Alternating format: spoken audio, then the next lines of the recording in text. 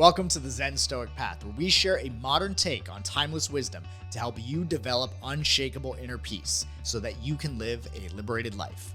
I'm your host, Victor Pierantoni, founder, head coach, and trainer over at Zen Stoic. Be sure to follow me on social at victor.zenstoic for updates, content, and to ask me directly your most important questions. Let's get into the show. Personal development is always talking about the importance of taking action. But not all actions are created equal. In fact, sometimes we can take action and they can leave us feeling empty or unfulfilled. What if there was a way that through the actions that you took each and every day, you were able to feel liberated and fulfilled? What if there was a style of action that embodied Zen Stoic philosophy in each and everything that you said and did so that you were able to have that unshakable inner peace and live a liberated life? Welcome to Integral Action. So this is a continuation of the Zen Stoic rendition of the Eightfold Path. Now, integral action is all about how we're actually acting in the world. How are we conducting ourselves day to day, moment to moment? Now, this topic inherently has the idea of morality woven into it. What is the right way to act? In the Buddhist Eightfold Path, this is called right action. So what is the right way to act? The thing is, morality can be a pretty dicey topic because when people start doing things for the greater good or doing things for the right reasons, they often end up creating more conflict than they were trying to solve in the first place. Now, why is that quote important? The reason being is because when people think about being righteous or virtuous, typically what ends up happening is they end up justifying immoral behavior in the name of what is good or in the name of what is moral. So people end up losing their humanity in pursuit of the greater good. If you think about it, some of the most heinous acts of humanity or some of the most violent wars that we've experienced have been fought for moral or ideological reasons. So when it comes to Zen Stoic, we don't look at morality as good and bad, right and wrong. We look at morality as championing the inherent sovereignty of each individual human being. So the first thing that we want to think about and focus on is aligning with human nature. Now, with human nature, each and every one of us was endowed with the dignity of free will. Now, at the most fundamental level, free will is a part of our human nature. Another part of our human nature is that we are social animals and that we survive and thrive by cooperating, by working together. So these two things combined point to morality through a Zen Stoic lens. So the idea of what is moral or what is right are expressions and actions that point to the evolution of an individual's sovereignty. In other words, do our actions and expressions increase choice? Do they increase wholeness? Do they allow a person to exercise that free will, or do they take or constrict that person's free will? So it's a very simple definition, very open to interpretation, very vague, but the idea here is, are we respecting and honoring each other's free will? And are we doing things that serve the free will of others? So this was originally taught by something called the 5 Precepts. So the 5 Precepts of Buddhism are the following. The first one is do not take life or do not kill. Now, what's interesting about this precept is that it wasn't necessarily saying don't kill in an absolute terms, right? Many people will look at this and they'll assume that the Buddha was a vegetarian. And that is not the case at all. What this is really saying is not to engage in actions that are driven by anger or malice or with an intention to harm or hurt another individual or another living thing. That's not the driving force of the actions that we're taking. The second precept is do not take what is not given.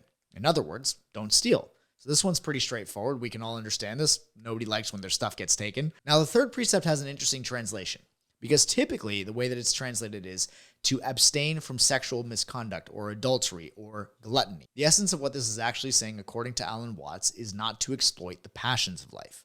In life, as human beings, we have certain instincts, certain urges, certain desires that are innate and instinctual within us. And the idea of this precept is not to use those to get away from feeling bad or feeling unpleasant feelings. In other words, it's not to reach for a drink when you're feeling down, or not to reach for food when you're feeling bored. The idea here is not to try to expedite the experience of unpleasant emotions. So this is actually where the delusion of expediency was inspired from, was this actual precept of not exploiting the passions. So this is about not using the pleasures and passions of life to bypass the unpleasant experiences that we are inevitably going to have as human beings. So the fourth precept is to abstain from false speech. In other words, be honest, don't lie. The idea of this is not to engage in speech that is deceptive or manipulative towards one's own personal gain. but it also includes not to speak with ill will towards yourself and others, not to speak against yourself and others. Every time that we speak against ourselves and others, what is actually happening is we are actually taking personal everything that we're saying. So if we're beating ourselves up or if we are insulting someone else, our unconscious mind is taking that personally and making that part of our identity. Now, the other side of this is not to speak deceptively, not to speak dishonestly, because what is actually happening when a person engages in a lie is they're trying to manipulate and bend the very fabric of reality. They're trying to create a distortion of reality and get another person to agree upon that distortion with them. In other words, they're arguing with reality in a way to actually get some personal gain out of whatever the situation is. So what's really important about this is that every time we lie, we have to remember our lie. We have to keep up with that lie. And we have to create distortion after distortion after distortion. And what that does, it has a compounding effect that totally takes us away from the present reality. And this is because of engaging in false speech or false expression. Now, the fifth precept has a very interesting translation because typically the way that this is translated is not to go through life in a haze or not to engage in activities that cause inattention. Now, this is important because what this is actually saying is that we don't want to engage in activities that try to dissociate us from our reality. So this is essentially to drift through life or to live aimlessly, to do things that cause us not to pay attention. Now, this can be created in our modern age by scrolling through our phone, by scrolling through aimlessly through social media, and living a life that is not in our direct experience, but rather in the social media world, living based on perceptions that we have, not the direct experience of life that we have. So these are the 5 precepts of Buddhism. Now, our Zen Stoic rendition puts them in a different way, because if you notice, all of these precepts are actually negations. They're telling you what not to do. Now, the problem with that, of what not to do, is that the unconscious mind doesn't actually process negations. The unconscious mind simply hears what we are saying, simply hears the subject matter of what we are saying, and then begins to create that reality within us. Now, the Zen Stoic rendition are not called the 5 precepts, but instead they're called the 5 vows of inspired action. Now, the reason why we call this inspired action is because to be inspired, according to Dr. Wayne Dyer, is to be in spirit, to be aligned with the spirit of our nature. So when we are aligned in the spirit of our nature, we are championing the sovereignty of our own individual free will as well as the free will of others. When we are in spirit, we are aligned with our human nature. We are aligned with the fact that we are social animals and that we are made for each other and that we work better together than individually and alone. Now, one thing to remember about the 5 precepts is that these are not rules or commandments that were laid down by some cosmic lawgiver. These are simply vows or ways of being that contribute to a person's individual experience of their liberation. So these are not rules that a person has to follow, but instead these are vows or solemn promises to ourselves to conduct ourselves in a specific manner that contributes towards our liberation rather than conflicts with it. So here are the 5 vows of inspired action. The first one is to lead with love. Now, this is really important. Instead of saying to abstain or do not kill or do not engage in malice, we say lead with love. This is the active way of saying the same thing.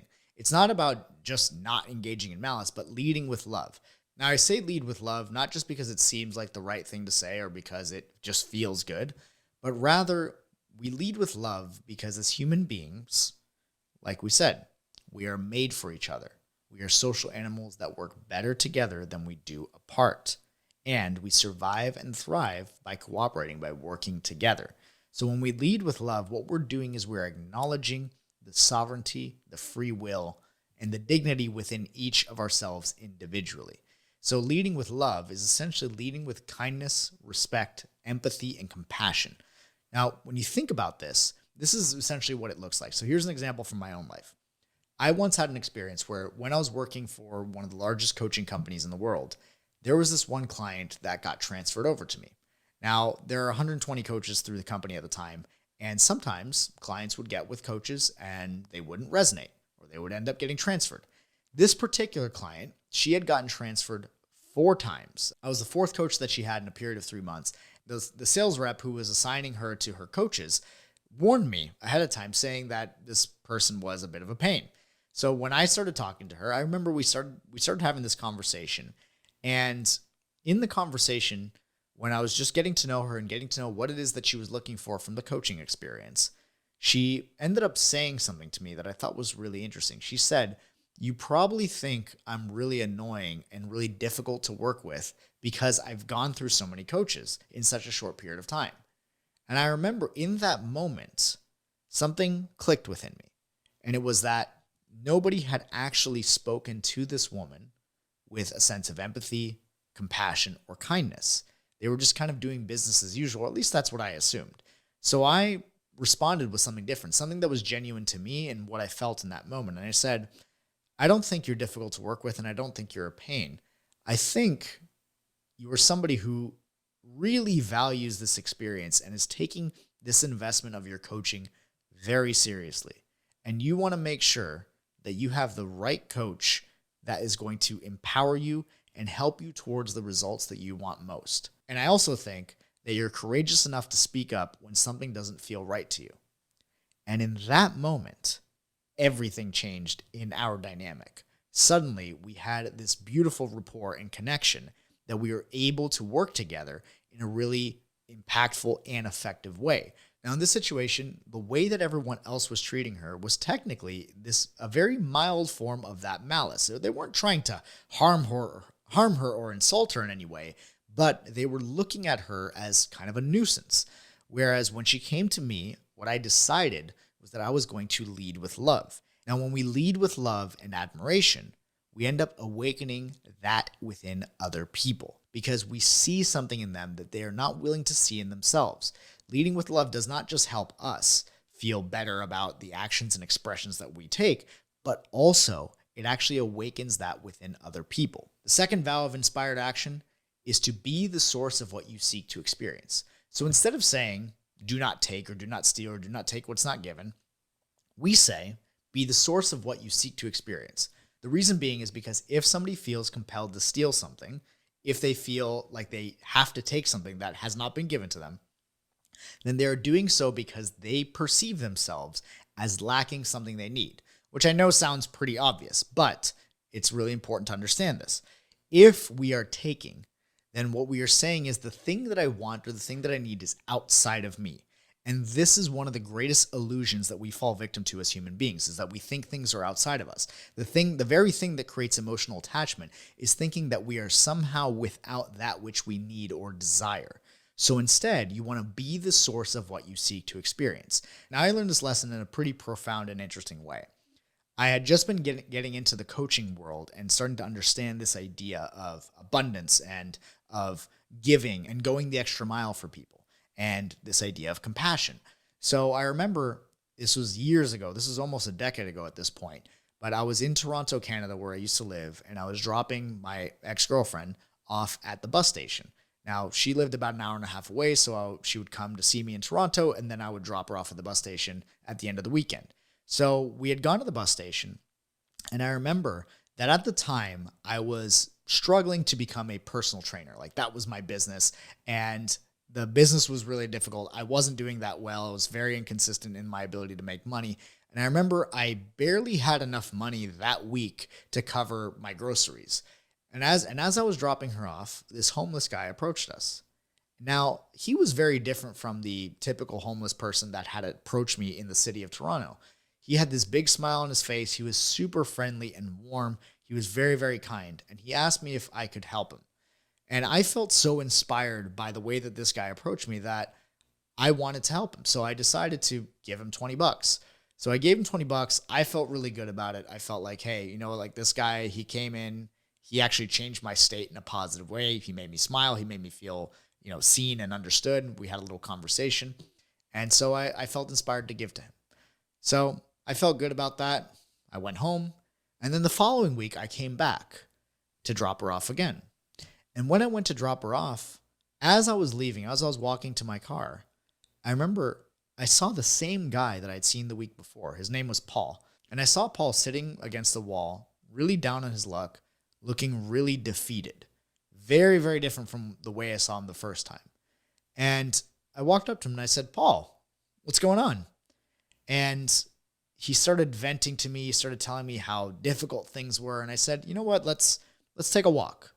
And so as we were walking, he was talking about the difficulties of money in his life and how he had lost it all and how he was going through such a hard time now where he had to essentially be on the street and beg. And as we were walking, I started telling him about all the things that I was learning, all about, the idea of abundance, the idea of giving, the idea of really focusing on what you want and being intentional. And at the end of our walk, I remember I had $15 in my wallet. I had 3 5s. And at the end of our walk, I reached into my wallet and I gave him the 3 5s. I said, Paul, 2 of these are for you to do with what you need, right? Go get food, do whatever you need to do. 1 of them, I'd like you to give to somebody who needs it more than you. Because if you're always giving, then you must always have.